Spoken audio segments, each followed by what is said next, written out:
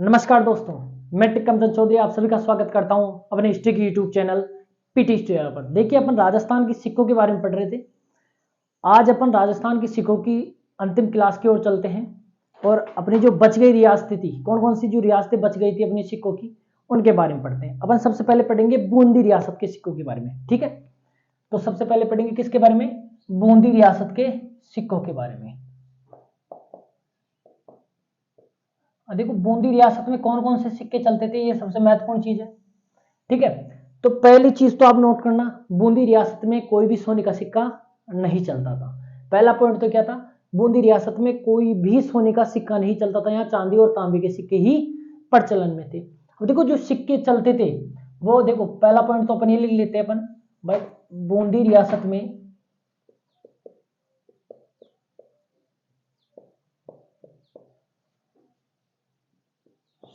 सोने के सिक्कों का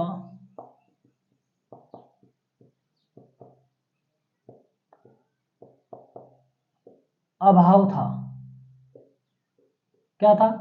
सोने के सिक्कों का क्या था? अभाव था। अब देखिए, अपन बूंदी रियासत में जो सिक्के थे, जो चांदी तांबे के, वो महत्वपूर्ण रूप से कौन कौन से सिक्के थे, तो अपन एक एक करके पढ़ते हैं। देखो, सबसे पहले चलता था यहाँ पर पुराना रुपया। क्या चलता था? पुराना रुपया। ठीक है, फिर इसके बाद में चला यहाँ पर कौन सा? रामशाही। रामशाही के बाद में चला यहाँ पर एक कटारशाही। इन दोनों में कोई खास अंतर नहीं है। इसके बाद में चला चेहरेशाही, और एक चला यहां पर 11 सना। क्या चला? 11 सना। ठीक है, ये बूंदी रियासत के महत्वपूर्ण सिक्के हैं। कौन कौन से? सबसे पहले यहां पर एक पुराना रुपया चलता था, उसके बाद में रामशाही चला, रामशाही के बाद में कटारशाही का प्रचलन रहा, कटारशाही के बाद में चेहरेशाही का प्रचलन रहा, और 11 सना का प्रचलन रहा। अब देखिए, यहां पर महत्वपूर्ण सिक्का एक तो आपका रामशाही। अब रामशाही सिक्का क्या था, इसके ऊपर देखते हैं। रामशाही सिक्के के जैसे दो पक्ष होते हैं, आप सभी को पता है।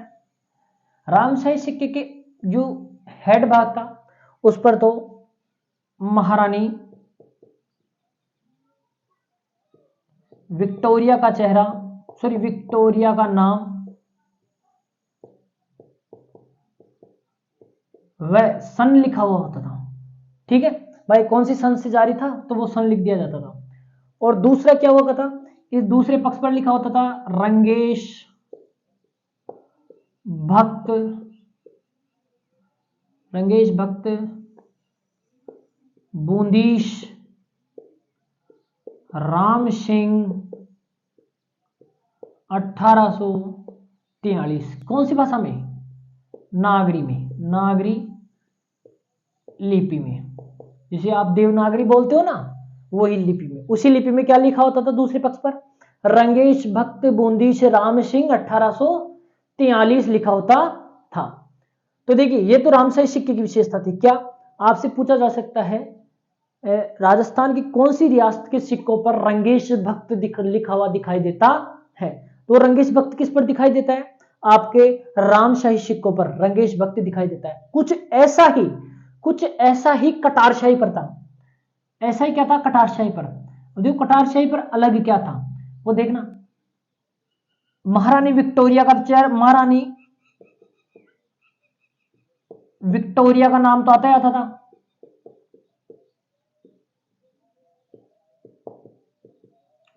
वह सन, ये तो आता था। साथ में यहां पर कटार का निशान आता था। किसका निशान? जैसे कटार नहीं आती क्या आपके तलवार जैसी, ऐसे कुछ कटार का निशान आता था। ठीक है, किस पर?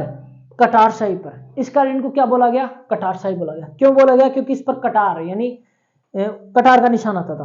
दूसरे भाग पर भी यही लिखा होता था। क्या? रंगेश भक्त बूंदी राम सिंह 1843 लिखा होता था। तो ये रामशाही और कटारशाही चेहरे की मुख्य विशेषता है। कटारशाही की चेहरीशाही पर चेहरा दिखाई देता था, यहां पर 11 सना। सबसे महत्वपूर्ण, यहां पर आप दो चीज समझने की कोशिश करना। यह सिक्का क्यों प्रसिद्ध रहा? देखो, 11 सना, पहली बात तो ये अकबर द्वितीय, जो प्रवर्ती मुगल शासक थे उनमें से एक शासक कौन था? अकबर द्वितीय। ये अकबर वो नहीं है जो प्रारंभ में रहा, ये अकबर द्वितीय दूसरा है।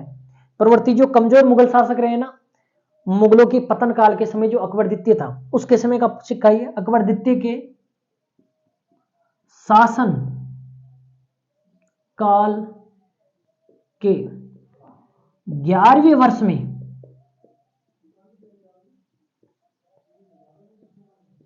जारी किया गया था। इसी कारण इसको क्या कहा गया?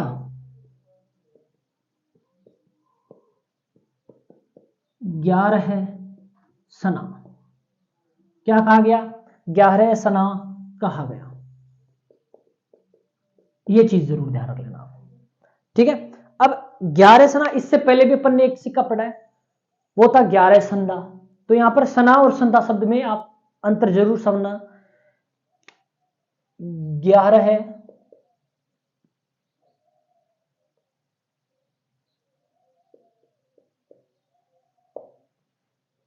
जो 11 संदा था, ये सिक्का कहां से चलता था आपका? शाहपुरा की टकसाल से निकलता था।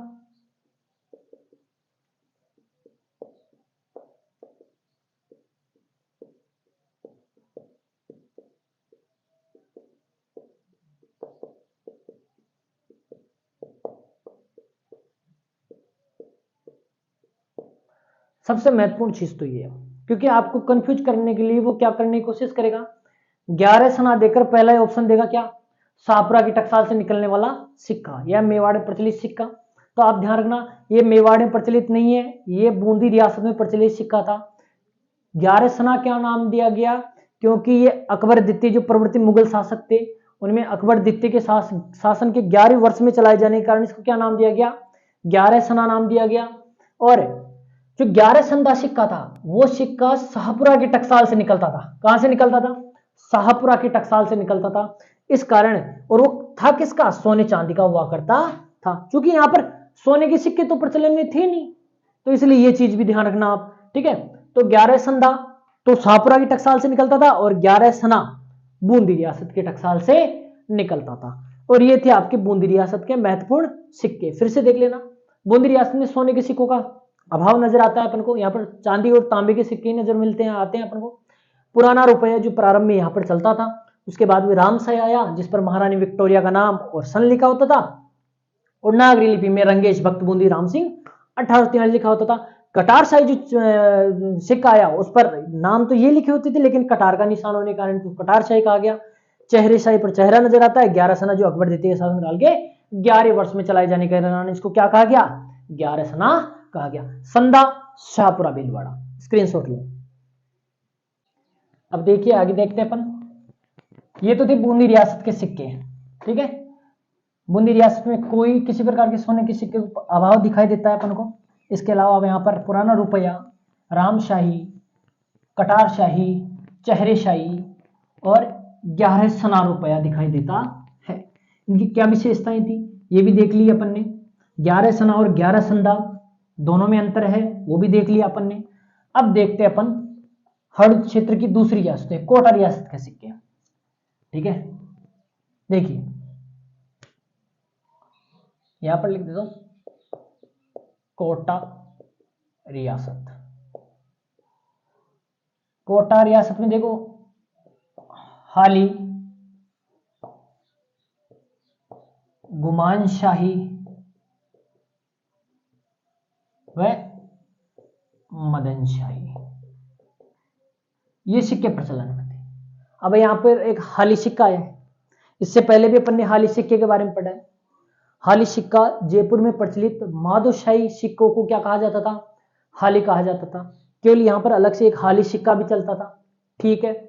अब देखिए इतना सा आप जरूर ध्यान रख लेना, आपको जयपुर रियासत का अगर सिक्का पूछेगा तो पूछेगा मदनशाही सिक्के को, सॉरी जयपुर रियासत में प्रचलित माधोशाही सिक्कों को अन्य किस नाम से जाना जाता था?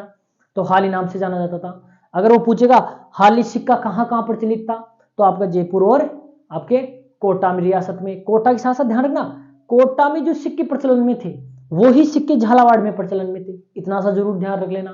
क्यों? क्योंकि झालावाड़ प्रारंभ में कोटा रियासत का हिस्सा हुआ करती थी, तो ऐसे में वहां पर वही सिक्के प्रचलन में रहेंगे। बाद में जाकर कोटा रियासत अलग से बनी, तब जाकर वहां पर सिक्के अलग से आए। तो ऐसी चीज जरूर ध्यान रख लेना। तो हाली, गुमानशाही और मदनशाही, ठीक है। अब इसके बाद में झालावाड़, झालावाड़ रियासत, यहां पर कौन सा सिक्का प्रचलन में था?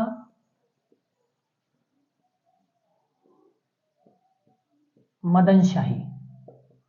कौन सा था? मदनशाही सिक्का था। एक चीज जरूर ध्यान रख लेना आप, यहां पर कोटा राज्य के सिक्के ही प्रचलन में थे, इतना सा जरूर ध्यान रख लेना। झालावाड़ रियासत में मोटा मोटा सिक्का कौन सा चला? एक बढ़िया मदनशाही चला। लेकिन मोटे तौर पर अपन देखते हैं तो कोटा राज्य का ये हिस्सा हुआ करता था, तो ऐसे में यहाँ पर कोटा राज्य के सिक्के ही प्रचलन में थे। ऐसे में अपन ये भी कह सकते हैं यहाँ पर हाली, गुमानशाही और मदनशाही तीनों चलते थे, कोई दिक्कत नहीं है। क्योंकि ये चीज जरूर ध्यान रख लेना, ये पूछा जा सकता है झालावाड़ रियासत में किस रियासत के सिक्के प्रचलन में थे, तो कोटा रियासत के सिक्के झालावाड़ में चलते थे। यहाँ पर आपको अलग से कोई पूछेगा नहीं, पूछे तो ये मदनशाही सिक्का आपको ध्यान रखना है। इसके अलावा आपको नागौर में कौन सा सिक्का चलता था? नागौर रियासत में अमरशाही। कौन सा सिक्का चलता था? अमरशाही सिक्का चलता था। इसके अलावा देखिए, एक बार आप इसका स्क्रीनशॉट लो तो ध्यान रखना, अपन ने हर क्षेत्र की बूंदी, कोटा और झालावाड़ तीनों रियासतों के सिक्के पढ़ लिए हैं, ठीक है। तीनों रियासतों को फिर से देख लेना। बूंदी रियासत के कौन कौन से सिक्के थे? पुराना रुपया, रामशाही, कटारशाही, चेहरेशाही और 11 आना। कोटा रियासत के कौन से? हाली, गुमानशाही और मदनशाही। इनको टुकड़ों में पढ़िए आप। जैसे मारवाड़ क्षेत्र में कौन कौन सी रियासतों कौन कौन से सिक्के थे, हड़ौती क्षेत्र में कौन से सिक्के प्रचलन में थे, ठीक है। ढूंढाड़ क्षेत्र में कौन सी रियासतें थी, वहां पर कौन से सिक्के प्रचलन में थे। इससे क्या होगा कि आसान काम हो जाएगा, ठीक है। कार्य तो कठिन नहीं है, कोई सा भी कार्य आसान नहीं हो सकता है, सभी कार्य कठिन है। और जब तक अपन लगन से नहीं करेंगे ना, तब तक अपन को कठिन लगेंगे। एक बार आपका मन लग गया, एक बार पढ़ने में इंटरेस्ट क्रिएट हो गया, तो फिर देखिए आपको ये चीजें बहुत चुटकियों में आने स्टार्ट हो जाएगी। एक बार स्क्रीनशॉट लो। अब देखिए, अब पढ़ते अपन अलवर भरतपुर के सिक्के, ज्यादा कठिन है नहीं, वो भी एक एक दो दो सिक्के हैं उनमें, बस उनकी टकसाली कहाँ हुआ करती थी ये जरूर ध्यान रख लेना। जैसे पहले पढ़ते अपन अलवर के सिक्के, अलवर रियासत। पहली चीज तो अलवर रियासत की टकसाल कहाँ हुआ करती थी? टकसाल कहाँ हुआ करती थी भाई? राजगढ़ में हुआ करती थी। कहां पर? राजगढ़, अलवर। कहाँ हुआ करती थी? राजगढ़, अलवर में हुआ करती थी। और अलवर रियासत में दो मोटे सिक्के प्रचलन में थे, रावशाही, जो वहां का स्थानीय सिक्का हुआ करता था, और एक रावशाही टका, तांबे का बना होता था, ठीक है। रावशाही और रावशाही टका, पूरा लिखता हूं, ठीक है। किसका बना होता था? ताम्र का बना होता था, ठीक है। तो अलवर रियासत में मोटे मोटे दो सिक्के हुआ करते थे, रावशाही, रावशाही टका। टकसाल कहां हुआ करती थी?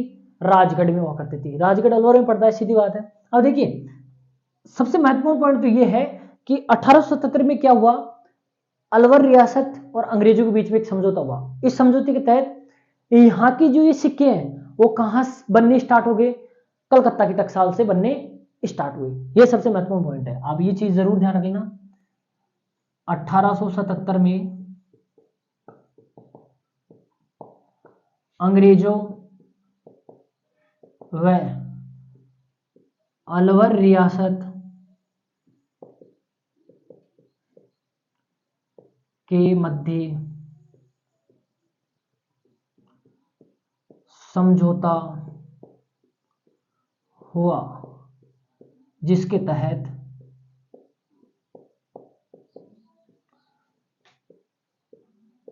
अलवर रियासत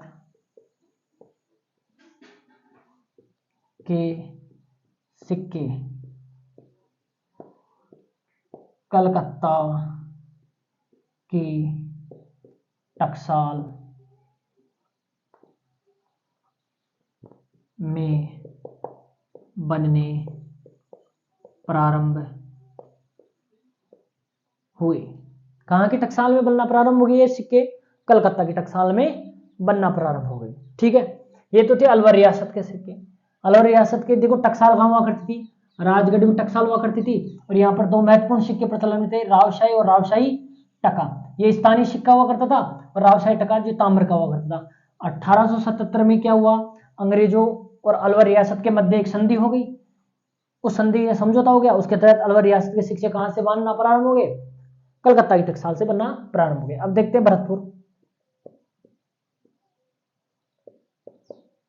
देखो भरतपुर रियासत है, भरतपुर रियासत की जो टकसाल है वो कितनी थी? 2। वो कहां कहां थी ये चीज भी ध्यान रखना। एक तो थी आपकी भरतपुर में, और दूसरी डीग में। कहां पर थी? डीग। भरतपुर में 2 टकसाल हुआ करती थी, एक तो खुद भरतपुर में थी और दूसरी डीग में हुआ करती। डीग के महलों के बारे में तो सुना होगा, ठीक है, जल महलों की नगरी कहा जाता है डीग को। तो एक टकसाल वहां हुआ करती थी। और देखो यहां पर देखो शाह आलमी,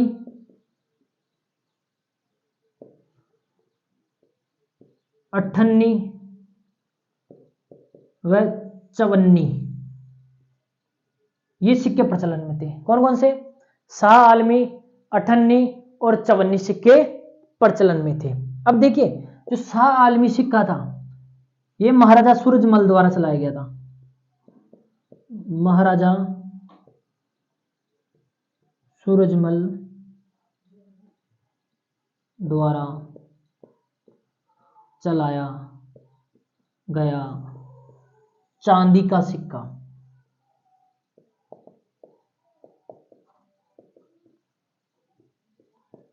क्या था? शाह आलमी सिक्का महाराजा सूरजमल द्वारा चलाया गया एक सिक्का था। ठीक है, तो फिर से देख लेना, भरतपुर रियासत की 2 टकसाली हुआ करती थी, एक तो भरतपुर में और एक डीग में हुआ करती थी। ठीक है, यहां पर चलने वाले सिक्के कौन कौन से थे? एक तो शाह आलमी, एक अठन्नी और एक चवन्नी। ये अपने वाले अठन्नी चवन्नी नहीं, ये अठन्नी चवन्नी पहले दूसरी हुआ करती थी। ठीक है, फिर अपने तो क्या हुआ, लगभग 20वीं शताब्दी के प्रारंभ में ब्रिटिश सरकार ने यहाँ पर सभी रियासतों में कलदार सिक्का प्रचलन में कर दिया। तो वो कलदार चलता रहा है, बाद में जाकर अपनी जब भारत आजाद हो उसके बाद में भारत की मुद्रा प्रचलन में आई। ठीक है, तब चलती थी अठन्नी चवन्नी अपनी वाली, जिस समय मोटी भर मिठाइयां आ जाती थी अपने अठन्नी चवन्नी से।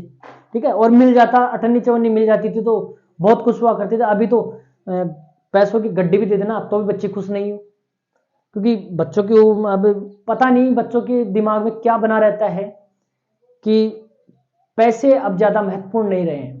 सबसे महत्वपूर्ण है देखो जो रिश्ते बनते हैं वो सबसे महत्वपूर्ण है, उनको बनाए रखें। लड़ाई झगड़े होते रहते हैं तो उनसे दूर रहें। पहली बात यहाँ पर देखिए, आप तो वो उधर चलेंगे नहीं, अपन टकसाल 2 हुआ करती थी, भरतपुर और डीग, जहाँ पर शाह आलमी, अठन्नी और चवन्नी सिक्के प्रचलन में थे।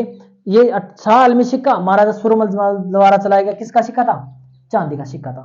ये तो थे आपके अलवर और भरतपुर रियासत के सिक्के, एक बार स्क्रीनशॉट लो।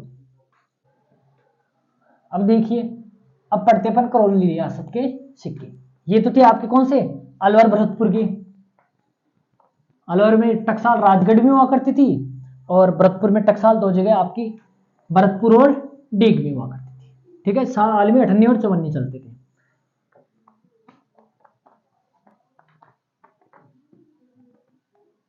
अब देखिए करौली रियासत।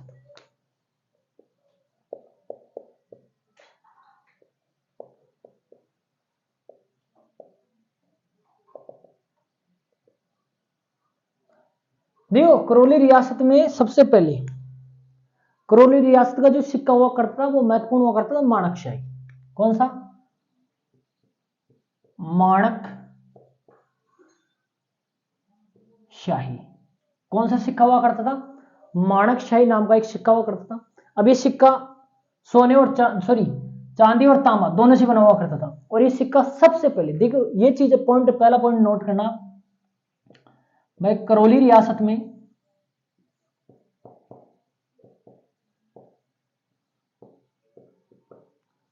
सर्वप्रथम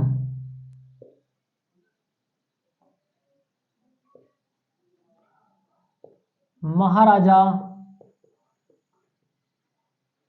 माणकपाल, महाराजा माणकपाल द्वारा 1780 ईस्वी में चांदी व तांबे की मुद्रा जारी की, जिसे माणकशाही कहा गया। क्या कहा गया? माणकशाही कहा गया। पहला पॉइंट तो ये। करौली रियासत में कौन सा सिक्का चलता था? माणकशाही चलता था। वेरी इंपॉर्टेंट, आपसे इससे क्वेश्चन पूछा जा सकता है, ध्यान रखना, सीधा क्वेश्चन पूछेगा किस रियासत में माणकशाही सिक्का प्रचलन में था, तो करौली रियासत में। पॉइंट दूसरा क्या है यहाँ पर भाई, करौली रियासत में अगर सर्वप्रथम किसने सिक्का जारी किया तो महाराजा माणकपाल ने किया, और वो किस नाम से? माणकशाही। कब? 1780। ये तिथि भी ध्यान रखना। और ये किससे होता था? चांदी की भी हुआ करते थे और तांबे की भी हुआ करते थे, ठीक है। लेकिन क्या हुआ, इसके बाद में जो शासक आए उन्होंने इसी शैली के सिक्के जारी रखे, लेकिन उन्होंने क्या किया, इन सिक्कों पर अपने नाम का प्रारंभिक वर्ण ही रखा। जैसे उदाहरण के तौर पर आप देखना, पहले पॉइंट लिखो, इसके बाद के शासकों ने, इसके बाद के शासकों ने इसी शैली की, कहने का मतलब करौली रियासत की जो इसके बाद माणकपाल के बाद में जो शासक हुए उन्होंने इसी शैली के सिक्के जारी रखे।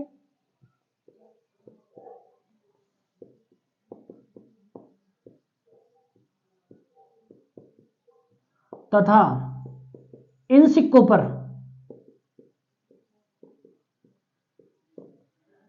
अपने नाम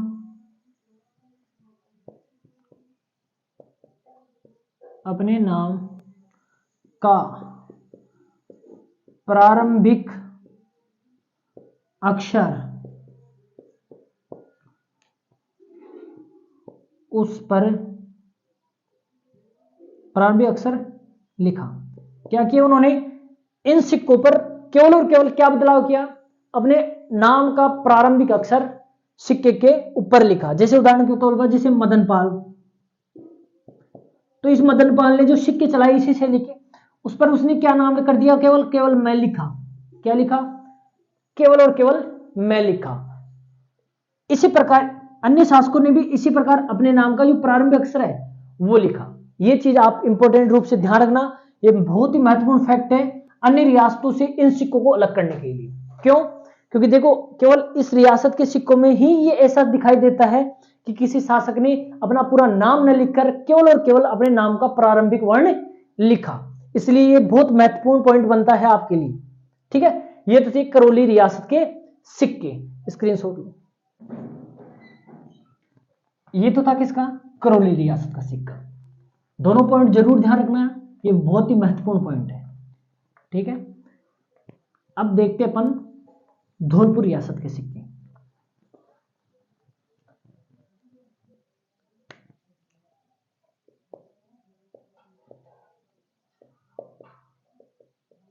धौलपुर रियासत में कौन सा सिक्का चलता था?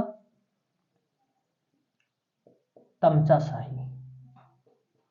कौन सा सिक्का चलता था? तमचाशाही। इसका इतना सा जरूर ध्यान रख लेना, तमचाशाही का मतलब है इस पर तमचे का निशान हुआ करता था। किसका निशान हुआ करता था? तमचे का निशान हुआ करता था, इसलिए इसको क्या कहते थे अपन? तमचाशाही कहते हैं। ये देखो, ग्वालियर,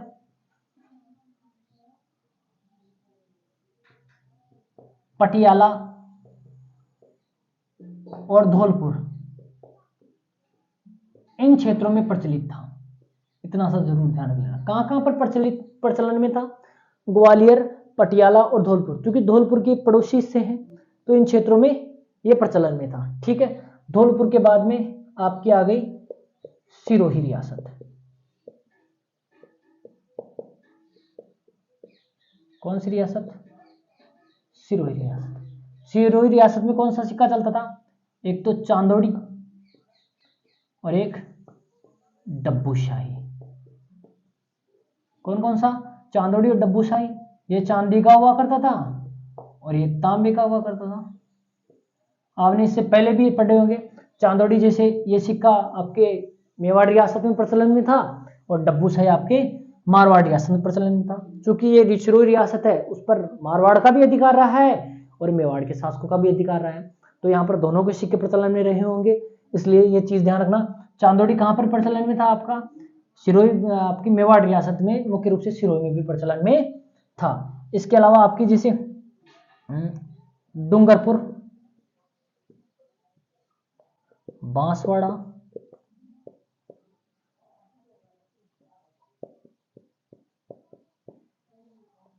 और प्रतापगढ़, क्योंकि ये तीनों रियासतें पड़ोसी हैं, इसको एक साथ पढ़ना है अपने को, ठीक है। डूंगरपुर में जो सिक्के प्रचलन में थे वो कौन से थे? आपके त्रिशूलिया और पत्रीसीरिया। कौन कौन से सिक्के प्रचलन में थे? त्रिशूलिया और पत्रीसीरिया। और देखिए बांसवाड़ा में आपका लक्ष्मण शाही सिक्का प्रचलन में था। बांसवाड़ा में कौन सा सिक्का प्रचलन में था? लक्ष्मण शाही सिक्का प्रचलन था। प्रतापगढ़ में आपका सिक्का मुबारक लंदन,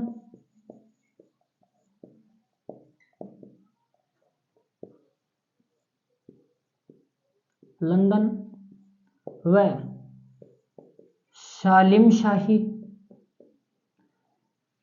इसी को ध्यान रखना मुबारक शाही भी कहते थे। इसी सिक्कों का दूसरा क्या नाम था? मुबारक शाही। तो कह सकते हैं कि मुबारक शाही या आपका सिक्का मुबारक लंदन कहां पर प्रचलन में था? प्रतापगढ़ में। कहां पर प्रचलन में था? प्रतापगढ़ में। धौलपुर रियासत में आपका तमचा शाही, जो कहां कहां चलता था? धौलपुर रियासत के साथ साथ पटियाला और ग्वालियर में भी इसके प्रचलन था। इसके अलावा सिरोही रियासत में चांदोड़ी, ठीक है, चांदोड़ी डब्बू शाही, चांदोड़ी चांदी का और डब्बू शाही तांबे का सिक्का हुआ करता था, जो अपन ने पहले ही पढ़ा है, ठीक है। क्यों हुआ करता था सिरोही रियासत में? तो आप इतना ध्यान रखना, क्योंकि सिरोही रियासत पर आपका मारवाड़ का अधिकार भी रहा है कुछ समय के लिए और मेवाड़ रियासत का भी अधिकार रहा है, इसलिए दोनों के यहाँ पर सिक्के प्रचलन में रहे होंगे। डूंगरपुर में त्रिशूलिया और पत्रीसीरिया सिक्का चलता था। कौन कौन सा? त्रिशूलिया और पत्रीसीरिया, ये दोनों चीजें ध्यान रखना क्योंकि क्वेश्चन पूछा जा सकता है। यूनिक नेम हुआ करते हैं ना, उनको जरूर याद रखें। बांसवाड़ा में लक्ष्मण शाही चलता था। प्रतापगढ़ में सिक्का मुबारक लंदन या जिसको मुबारक शाही और शालिम शाही सिक्के चलते थे। अब आप एक बार इसका स्क्रीनशॉट लो। अब देखिए ये तो थे आपकी रियासतों के महत्वपूर्ण सिक्के। आपकी रियासतों के सिक्के कंप्लीट हो चुके हैं। अब आप 2 पॉइंट और जरूर ध्यान रखना, वो बहुत ही महत्वपूर्ण पॉइंट है। एक तो अपन ने पहले पढ़ा था फदिया सिक्के के बारे में, ठीक है, जब अपन ने चौहानों के सिक्के पढ़े थे, तो आप एक बार फिर देख लेना फदिया सिक्का क्या होता है, ठीक है। फदिया सिक्का, तो ध्यान रखना, सीधी सी चीज याद रखनी है आपको, भाई चौहानों के पराभव, चौहानों के पराभव के बाद राजस्थान में प्रचलित रहे सिक्के जो 1540 तक प्रचलन में थे, उन्हें फदिया सिक्का कहा गया। क्या हुआ?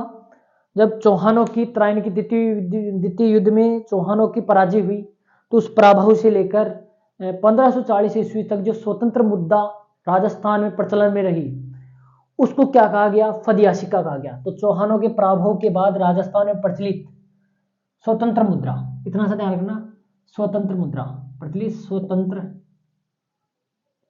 मुद्रा जो कि 1540 तक चलती रही, उसे क्या नाम दिया गया?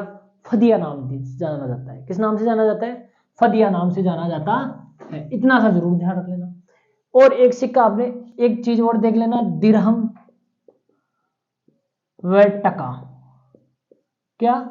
दिरहम और टका। देखिए जब मुस्लिम विजय हुई, यानी त्रायन के द्वितीय युद्ध में क्या हुआ? पृथ्वीराज चौहान पराजित हुआ और मोहम्मद गोरी जीत गया। तो भारत पर क्या हुआ? मुस्लिम सत्ता की स्थापना हुई। उस मुस्लिम सत्ता की स्थापना के बाद से तो मुस्लिम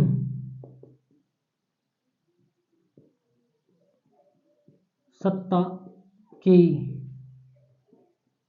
स्थापना कब? 12वीं सदी स्थापना के बाद मुस्लिम शासकों ने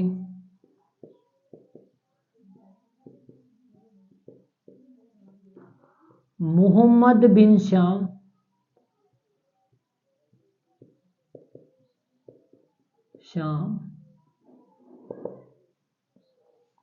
व सुरतीन समरुद्दीन, मोहम्मद बिन श्याम सुरतीन समरुद्दीन नाम से व नाम के सिक्के, नाम के सिक्के चले और ये सिक्के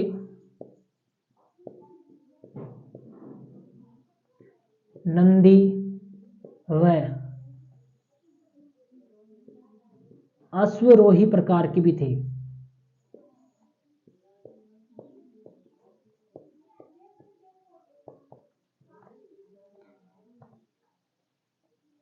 इन्हें ही दिरहम व टका कहा गया। क्या कहा गया? दिरहम और टका कहा गया। दिरहम और टका क्या है? मुसलमानों द्वारा प्रचलन किए गए सिक्के हैं जिन पर क्या नाम दिखाई देते हैं? मोहम्मद बिन श्याम और सुरतीन समरुद्दीन नाम दिखाई देते हैं। इन सिक्कों पर नंदी शैली और अश्वरोही शैली प्रकार का भी प्रचलन में रहा। इन पर किस किस के चित्र भी देखे गए? नंदी के और अश्वरोही के भी चित्र देखे गए। चूंकि आपको पता होगा त्रायन के द्वितीय युद्ध में क्या हुआ? जब पृथ्वीराज चौहान की हार हो गई तो उसके बाद में क्या हुआ? कहते हैं कुछ इतिहासकारों का, हिस्टोरियंस का यह मानना है कि पृथ्वीराज चौहान ने क्या किया? मोहम्मद गोरी के अधीन होकर शासन करना प्रारंभ किया। कहां पर? अजमेर में। उसने क्या किया? मोहम्मद गोरी के नाम से, जिस पर मोहम्मद बिन श्याम लिखा होता था, सिक्के चलाए, जिससे अब ये कुछ सिक्के अपन को वहां से मिले भी हैं। तो ये इस बात का प्रमाण है कि संभवतः उसने गोरी के अधीन शासन किया होगा, तभी उसने उस नाम के सिक्के जारी किए होंगे। और यहाँ पर मुस्लिम शासकों ने, यहाँ तक कि मोहम्मद गजनवी ने भी क्या किया? जब यहाँ पर दिरहम टका सिक्का प्रचलन में किया, तब यहाँ पर क्या हुआ? उन्होंने नंदी और अश्वरोही, यानी नंदी का चिन्ह और अश्व का चिन्ह भी इन सिक्कों पर ढाला। और यानी कहने का मतलब उन्होंने भारतीय सिक्कों से इस प्रकार की प्रेरणा ली होगी कि उन्होंने नंदी और अश्वरोही प्रकार के सिक्के चलाए, जिन पर इनको क्या कहा गया? दिरहम और टका कहा गया। ये 2 पॉइंट जरूर ध्यान रखना। फदिया सिक्का चौहानों के पराभव के बाद में प्रचलित स्वतंत्र मुद्रा, जो कब तक चलती रही? 1540 ईस्वी तक चलती रही। उसको क्या दिया गया? फदिया नाम दिया गया। इस फदिया सिक्का मेवाड़ के आसपास के क्षेत्रों में मिलता है। तो 1540 तक स्वतंत्र रूप में राजस्थान में प्रचलित जो सिक्का हुआ करता, उसको क्या नाम दिया गया? फदिया सिक्का। आपसे सीधा ही क्वेश्चन कैसे पूछा जाएगा कि चौहानों के पराभव के बाद से लेकर 1540 तक राजस्थान में स्वतंत्र रूप से प्रचलित मुद्रा को किस नाम से जाना जाता था?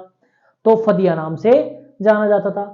क्वेश्चन दूसरा पूछेगा, राजस्थान में मुसलमानों द्वारा प्रचलित मोहम्मद बिन श्याम सुरतीन समरुद्दीन नाम के सिक्के, जिन पर नंदी और अश्व के चित्र भी दिखाई देते हैं, वो किस नाम से जाने जाते हैं? तो दिरहम और टका नाम से जाने जाते हैं। ठीक है, ये तो थे अपने राजस्थान की रियासतों के महत्वपूर्ण सिक्के।